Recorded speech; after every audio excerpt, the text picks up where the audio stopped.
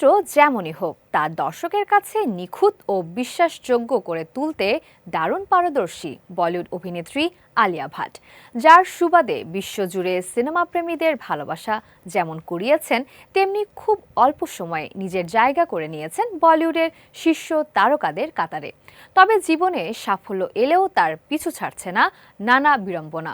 সম্প্রতি কান চলচ্চিত্র উৎসবে আলিয়ার উপস্থিতি নিয়ে সামাজিক যোগাযোগ মাধ্যম ও ভারতের একাধিক সংবাদ মাধ্যমে নেতিবাচক খবর ছড়িয়ে পড়ে। জানা গেছে, একটি নির্দিষ্ট মহল অর্থের বিনিময়ে আলিয়াকে হেয় প্রতিপন্ন করার জন্য এই অপপ্রচার চালিয়েছে। এই নেতিবাচক প্রচারণার বিষয়ে আলিয়া নিজে কোনো মন্তব্য বা প্রতিবাদ না জানালেও তার পাশে দাঁড়িয়েছেন সহশিল্পীরা। বিশেষ করে শানদার ও উড়তা পাঞ্জাব সিনেমায় আলিয়ার সহশিল্পী ও জনপ্রিয় অভিনেতা শাহিদ কাপুর এ বিষয়ে মুখ খুলেছেন। এক সাক্ষাৎকারে শাহিদ কাপুর জানান, নিজে উপস্থিত না থাকলে বা চোখে না দেখলে তিনি কোনো গুজবে কান দেন না।